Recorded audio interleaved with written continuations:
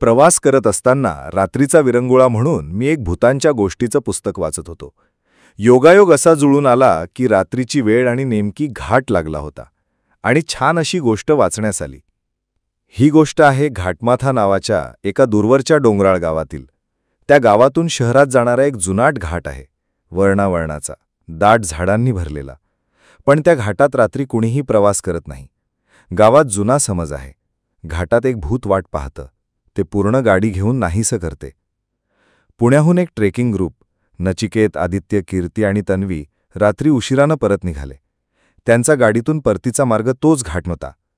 जीपीएसवर वेळ दाखवत होता घाटात प्रवेश 12:03 AM.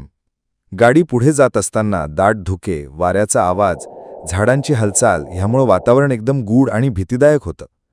एके ठिकाणी अचानक त्यांना घाटाच्या मधोमध एक साडीने झाकलेली बाई उभी दिसली. चेहरा अस्पष्ट, हातात लाल फुलांची माळ. नचिकेत गाडी थांबवायला गेला, पण अचानक बाई गायब झाली. थोडं पुढे गेल्यावर त्यांना एक गाडी उलटलेली दिसली. गाडीवर तोच नंबर होता जो त्यांच्या घडीचा होता. आत एक जळलेली बॉडी होती आणि तिच्या हातात होती लाल फुलांची माळ. तन्वी किंचाळून बाहेर धावत गेली, पण त्या क्षणी धुक्याच्या आडून ती सावली परत आली. आता तिचं तोंड पूर्ण करडं, डोळे काळे आणि हसणं भेसूर. ती हसत हसत म्हणाली, "आता तुम्ही माझे आहात, घाटात अडकलेले जीव." रात्री 3 वाजता अचानक वीज चमकली आणि झपाटलेले वारे गावभर घोंगावत होते. घाटाजवळचे गावकरी गडबडले होते. सकाळी गावचे पाटील आणि काही लोक घाटावर गेले, पण तिथं ना गाडी होती ना लोक, फक्त लाल फुलांची माळ.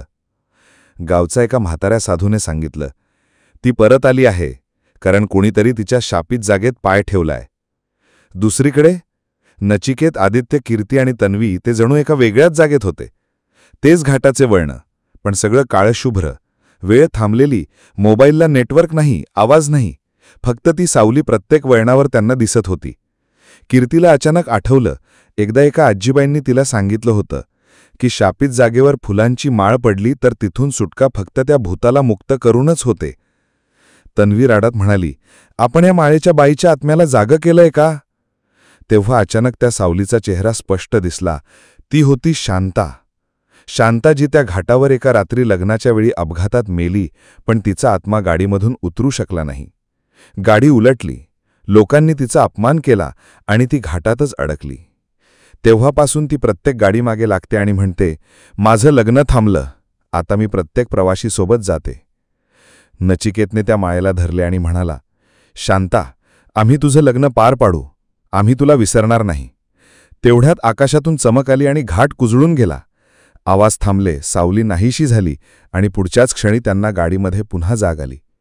घाटाच्या खाली सकाळची वेळ. ते चौघे बचावले होते, पण काहीतरी मागे ठेवून. तेवढापासून प्रत्येक वर्षी ते घाटात एक लाल फुलांची माळ ठेवतात.